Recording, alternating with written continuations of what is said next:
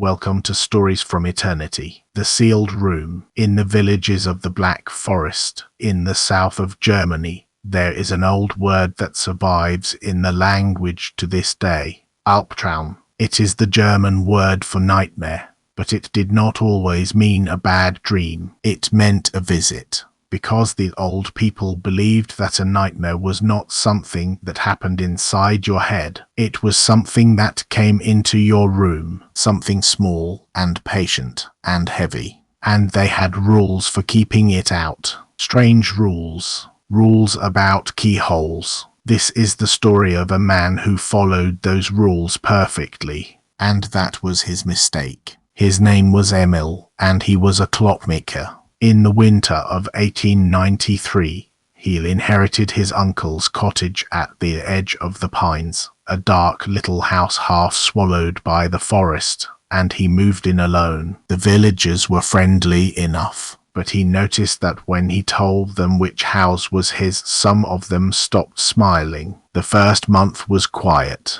The trouble began in December, on the longest nights of the year. Emil woke one night and could not move. His eyes were open. He could see the ceiling, the beam above his bed, the faint grey square of the window. But his body would not answer him. His chest felt heavy, as if someone had stacked stones on it while he slept. And the longer he lay there, the more certain he became of a simple, impossible fact. The weight was breathing. He could not turn his head to look. He could only lie there, staring at the ceiling, while something small sat on his chest and breathed, slowly, patiently, until just before dawn, when the weight lifted, and something soft dropped to the floorboards, and crossed the room with steps no louder than falling snow. In the morning he told himself it was a dream. Clockmakers are rational men, but it came back the next night,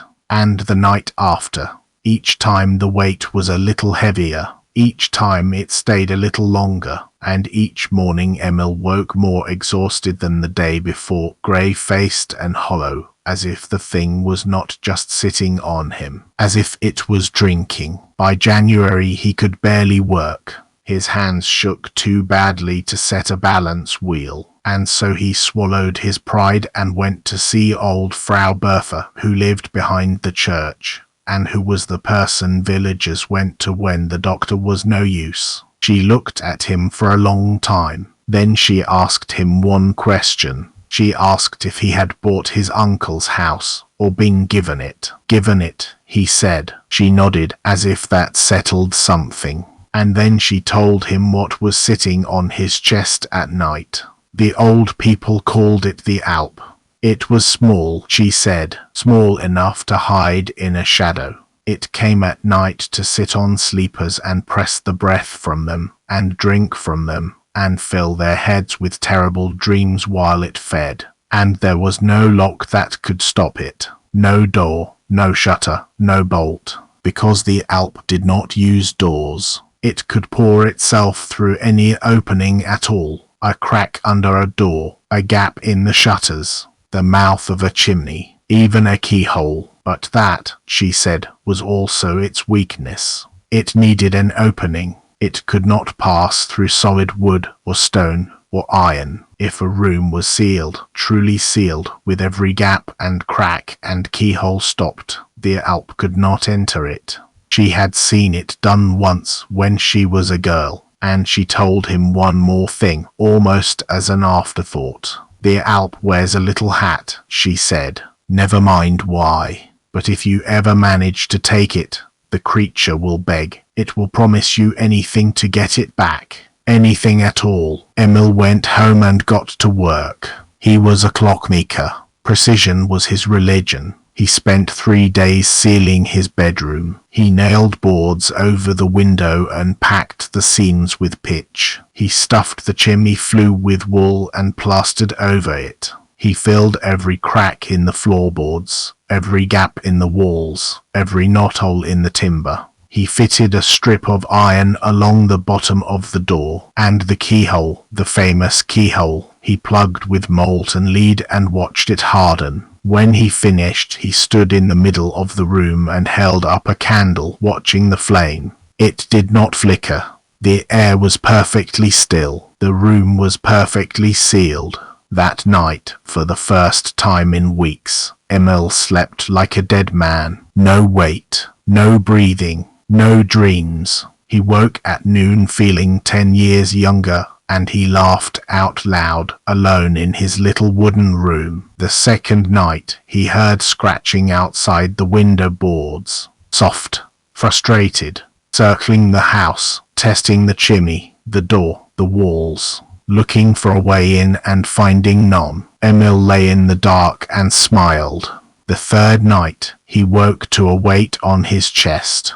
His eyes opened. His body would not move, and in the darkness above him, closer than it had ever come before, something small leaned down toward his face. He could not see it clearly. He never could. Only a shape, and the suggestion of a little hat, and two eyes that caught the moonlight through the boards like the eyes of a cat. And in that long, frozen moment, Emil understood the mistake he had made. The rules were true. Nothing could get into a sealed room, and nothing could get out of one. It had never been coming in from the forest at all. It had been in the house the whole time, in the walls, or under the floor, or folded into some shadow in the corner, sleeping through the day, waking at night. And now he had sealed it in with him, in a room with no cracks, no gaps, and no escape. Before, it had fed lightly and moved on, the way it must have fed on his uncle, a little each night for years. Now it had nowhere else to go, and nothing else to eat. The nights that followed were the worst of Emil's life. He tried tearing the boards from the window. Each morning his tools were gone, or bent, or driven point first into the beams above his bed, higher than any man could reach. He tried sleeping in the workshop. He woke in his bed. The thing grew heavier every night, and bolder, and hungrier, and Emil grew weaker, until he could see his own ribs and his hands shook like an old man's. And so, with the last strength he had, the clockmaker did what clockmakers do. He set a trap made of patience. He lay down one night and slowed his breathing, the way he had taught himself, and let his body go soft, and waited. He waited as the floorboard by the wall creaked. He waited as the blanket pulled tight over his legs. He waited as the weight settled onto his chest, and the breathing began, and something cold came close to his face. Then his hand shot up and closed on the little hat. The scream that followed was not loud. That was the horrible thing about it. It was small and thin, and it filled the sealed room completely, because there was nowhere for it to go. The weight thrashed on his chest, suddenly light as a cat, clawing at his fist. And then it stopped fighting, and it began to beg. "Give it back," the small voice said. "Please, please give it back."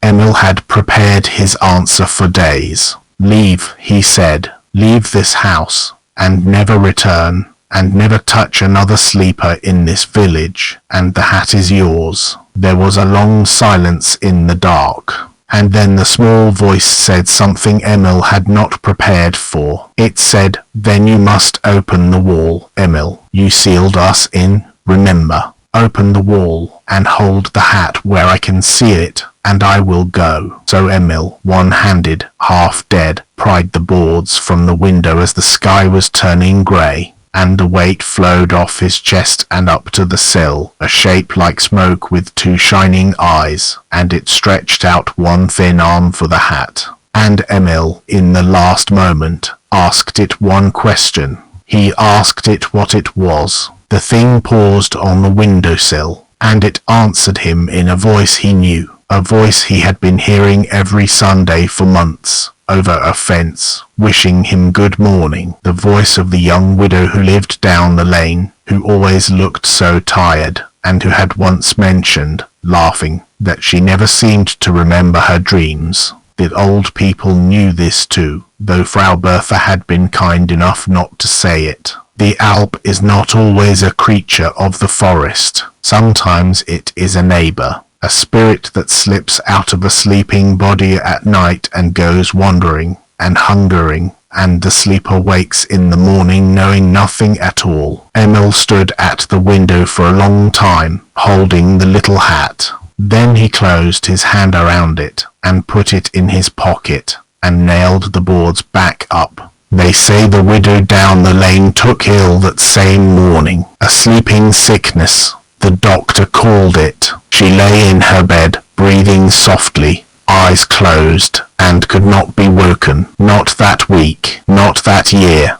Her family kept her fed and clean, and she grew old on her pillow without ever opening her eyes, and the village never understood why. Emil lived to be an old man. He never married, and he never spoke of that winter, and he kept his bedroom sealed until the day he died. When they cleared out the cottage, they found a small iron box welded shut with something soft shifting inside when it was moved. No one ever opened it. It is said to be buried with him, so if you are ever in the Black Forest and your chest feels heavier at night, remember the rules. Stop your keyholes, seal your shutters, but first, before you seal anything at all, light a candle and search the room, because the old people were very clear about this. The worst thing in the world is not shutting the nightmare out.